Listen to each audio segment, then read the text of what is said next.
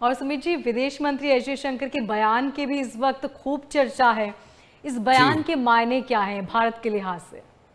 देखिए, बड़ा अच्छा प्रश्न आपको मोनिका जी। देखिए, जय पीछे जब ट्रम्प मलेशिया के लिए निकल रहा था तो उसने एक टोंट मारी थी, बोला कि हम तो भैया व्यापारी लोग हैं। हम्म। मुझे पहली बार पता लगा वो व्यापारी, मुझे कल तक पता था वो प्रेसिडेंट है, आपको भी शायद, मुझे आज पता लगा व्यापारी है। चलो, जी। अब पता नहीं लोहे का या स्क्रैप का व्यापार करते क्या करते हैं, अगली बार जरूरत होगी तो उनको जरूर बुलाएंगे। तो मैंने कहा, कह रहा हम तो व्यापारी हैं, ये सब ऑल बिजनेस। कुछ लोग हमसे मिलना नहीं चाहते, तो ये हम्म। कहीं मोदी जी पे उसने हल्का फुल्का सा एक निशाना लगाया था हम्म। कि ये मुझसे मिलना नहीं चाहते, ये है वो है। अब देखिए, डिप्लोमेसी में क्या होता है कि आपने तीर चला लिया, हम तीर का जवाब तीर से नहीं देते, हम तीर हम्म। का जवाब तोप से देते हैं, पर वक्त आने पे। तो अब मोदी जी जवाब क्यों थे? अब मोदी जी तो मोदी है भाई। अब जयशंकर साहब गए मलेशिया, वहीं वहीं जाते हुए इसने बोला था, जयशंकर साहब ने वहां बोला, मार्को रूबियो से बाय द वे कल मिले, और मार्को रूबियो ने कहा जी हम भारत के साथ बड़े अच्छे संबंध वंबंध करना चाहते हैं। उसका कारण ये है कि काफी लोगों ने मुझसे पूछा, सुमित भाई क्या ये मार्को रूबियो जो है ये ट्रम्प से अलग चल रहा है? मैंने कहा नहीं, अलग नहीं चल रहा। देखो भैया, ट्रम्प का आखिरी टर्म है, ट्रम्प की उम्र गई है 69 साल, 79 साल का है, 79। आखिर वैसे सनातन धर्म में कहता है 84 साल जी लो तो आपने पूरा जीवन काल जी लिया। हम्म। अब ये 79 के, इन्हें मेडिकल कंडीशंस भी, अगला टर्म में ये आ नहीं सकते। मार्को रूबियो यंग है, मार्को रूबियो आने वाले 4 से 6 इलेक्शन लड़ सकते हैं। मार्को रूबियो गवर्नर रह चुके हैं, मार्को रूबियो अब भी प्रेसिडेंशियल रेस के कैंडिडेट थे। तो मार्को रूबियो अपना फ्यूचर देख रहा है, वो लॉजिकल बात करता है। हाँ, पर उसका बॉस ट्रम्प है, बॉस हम्म। को क्रॉस नहीं करेगा, पर बात लॉजिकल करता है। क्योंकि गैविन न्यूसम जो कैलिफोर्निया का गवर्नर है, उसने कल बोल दिया भाई जो अगली प्रेसिडेंशियल रेस होगी 3 साल बाद, उसमें मैं तो भैया लड़ने वाला हूँ। अब हम्म। मार्को रूबियो हो, पीट हेगसेथ हो, पीट हेगसेथ का देखिए एकेडमिक एक्सपीरियंस या पॉलिटिकल एक्सपीरियंस नहीं, मार्को का है। अगर कोई अभी घोड़ा है जो मतलब प्रेसिडेंट वाइस प्रेसिडेंट के लिए लड़ सकता है, जेडी वेंस और हम्म। Marco Rubio. कल कोई भी उसका जेडी वेंस प्रेसिडेंट बने, मार्को रूबियो वाइस प्रेसिडेंट बने, तो इसलिए मार्को ने ना अपनी थोड़ी पोजिशनिंग अलग कर दी।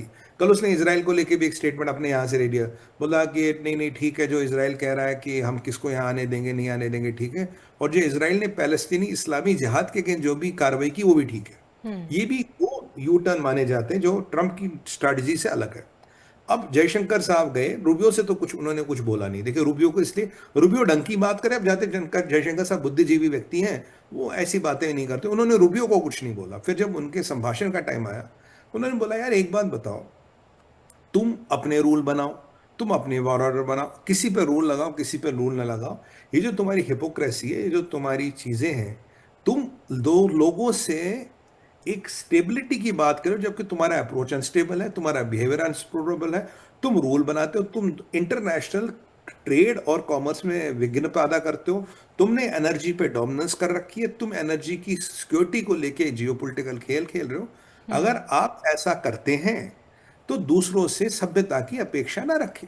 बिल्कुल। भाई सीधी बात है, दूसरों से हम्म। सभ्यता की अपेक्षा ना रखें। क्योंकि बिल्कुल। आप कोई आका तो हो नहीं भाई, कुछ कोई औरंगजेब का टाइम तो है नहीं, आपने रूल बना लिया, आपने हम्म। इंप्लीमेंट कर दिया और भेज दिया किसी को, भाई जाके राम मंदिर तोड़ दे, ऐसा ये टाइम तो है नहीं ना। हम्म। तो आपने जो रूल बनाया वो आपके अपने लिए, हम कोई बाध्य नहीं है आपके रूलों से। हमने आपकी नौकरी नहीं कर रखी, आपने जो बोलो उठ तो उठ, बैठ तो बैठ।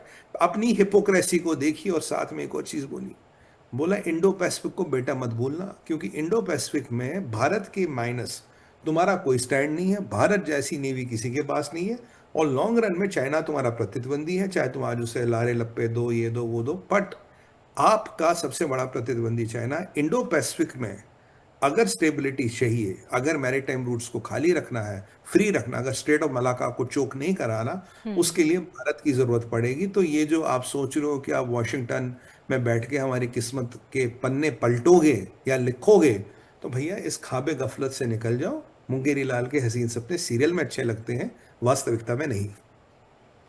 जी सुमित जी, ट्रंप जिस मिनरल डील का दावा कर रहे हैं उसमें कितना दम है?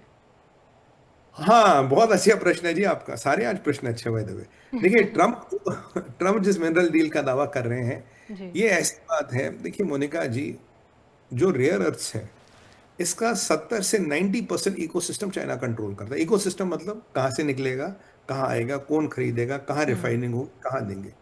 अब ट्रंप बाबू तो डोमेस्टिक मार्केट में पिट रहे हैं, ठीक है। अब इन्होंने एक दो पीछे ऑस्ट्रेलिया गए, बोला भाई मैंने मिनरल डील कर ली, कोई इतने मिनरल आने वाले कि तुम तो भैया, ये तुम्हें ये नहीं पता लगा मिनरल का करोगे क्या। हमने कहा माशाअल्लाह क्या बात है ट्रंप साहब की। कल बोले हमने ये मलेशिया के साथ डील साइन कर ली है, लाओस कंबोडिया वगैरह के साथ डील साइन कर ली, ये सब हो गया। अब आप इसके जो तारों, अब आप इसके पेचों में जाइए। ये चीजें सुर्खियां बनने के लिए, न्यूज की हेडलाइन बनने के लिए अच्छी है, पर जो लोग इस काम को समझते हैं वो उनका हंस हंस के पेट में दर्द हो रहा है। क्यों? कारण क्या है? देखिए, रेयर अर्थ्स होते 17 ये मिनरल्स एलिमेंट्स हैं जो रेयर अर्थ में आते हैं, पीरियोडिक टेबल में हमारे होते हैं। अब 17 तरह के खनिज मान लीजिए, असाधारण भाषा में कहूँ, ऑस्ट्रेलिया बनाता है तीन तीन, बाकी 14 में उसका नंबर गोल है। मलेशिया और लाओस और कंबोडिया जिससे डील की बातें कर रहा है, वहां अभी खनिज खोदे जाएंगे, फिर निकाले जाएंगे, फिर रिफाइनिंग लगेगी। कम से कम 3 से 5 साल का प्रोसेस है अगर मैं आज शुरू करूं। ठीक है जी। भारत में भी सारे रेयर अर्थ है, हमारे पास अभी पूरा इकोसिस्टम है निकालने का, रिफाइनिंग का। हम उस पर काम करें, हमें भी 2-3 साल में सिस्टम निकलेगा। सवाल ये है, जिस चीज का दावा कर रहे हैं ऑस्ट्रेलिया अमेरिका की शायद 7 से 8% रिक्वायरमेंट, और जो मलेशिया, ये लाओस कंबोडिया वगैरह मिलके 7 से 8% रिक्वायरमेंट पूरी कर सकते हैं। तो टोटल कितनी हुई? 16। यानी कि मुझे चाहिए 100 टन, मुझे मिलेगा 16 टन। उसमें से भी 3 तरह के मिलेंगे, 14 तरह के नहीं मिलेंगे। और लाओस कंबोडिया और मलेशिया में जाऊं, वहां तो माशाल्लाह भी काम शुरू होगा, खनिज मिलेंगे फिर निकलेंगे। हाँ, मलेशिया ने ये जरूर किया है, रेयर अर्थ जो मलेशिया में मिल रहे हैं आप एक्सपोर्ट नहीं कर सकते, पर उनको सेटअप लगाना, इसकी रिफाइनिंग बहुत कॉम्प्लिकेटेड होती है। रिफाइनिंग लगाना, खनिज पोल्यूशन का इतना मसला है कि जमीन को जहर कर देती है। मतलब इसीलिए काफी लोग इस पे हाथ नहीं लगाते थे। चाइना गंदा काम कर रहा था, चाइना को गंदा काम करने दे रहे थे। रियलिटी कि आपके पास क्या 5 साल है अपनी इंडस्ट्री को ताला लगा के इनका वेट करने का? और अगर आ भी गए तो 16% आएगा, चलिए 20% आएगा, बाकी 80% मामा जी कहां से आएगा? बिल्कुल। तो इसके रियलिटी, अगर आप निटिग्रिटीज में जाओगे, ये कहानी है। हाँ, अब मागा वागा क्राउड को बताना भाई प्लान है, अमेरिका ने ये कर दिया, वो कर दिया, मास्टर स्ट्रोक है, कहते खाया पिया चार आना, गिलास थोड़ा बाहर आना, वही वाली हाँ। कहानी, सुर्खियां बनाने वाली कहानी है। इन तिलों में तेल नहीं है।